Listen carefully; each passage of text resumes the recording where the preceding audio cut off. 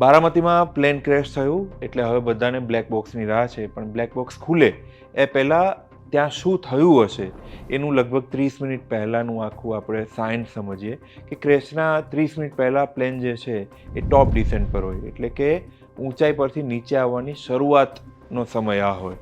આ સમય પાયલટ અને એટીસી વચ્ચે કોડમાં વાતચીત થતી હોય છે.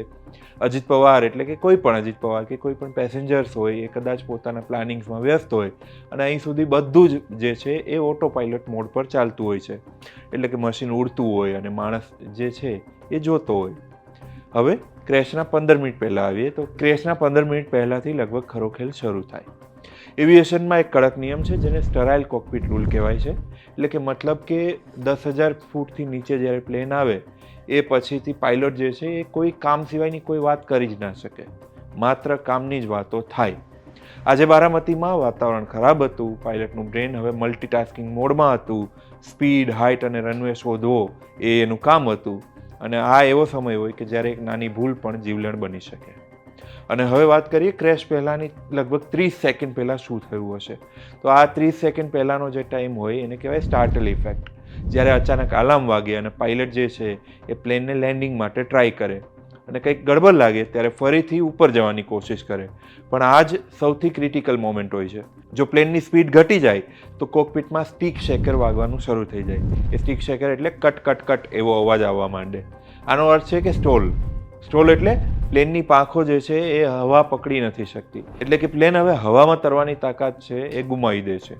પાયલટનું સ્ટીરિંગ ધ્રુજવા માંડે છે અને વૂપ વૂપ પુલ અપ એવા અલાર્મ વાગે છે. અને પછી પ્લેન જે છે એ નોર્મલી જ્યારે પ્લેન ઉતરતું હોય એટલે પ્લેન જે છે એ નોર્મલી ક્યારેય પથ્થરની જેમ નીચે ના પડે. બંને એન્જિન બંધ થઈ ગયા હોય તોય પણ પ્લેન બન્યું એ રીતે હોય કે પ્લેન ગ્લાઇડ કરે.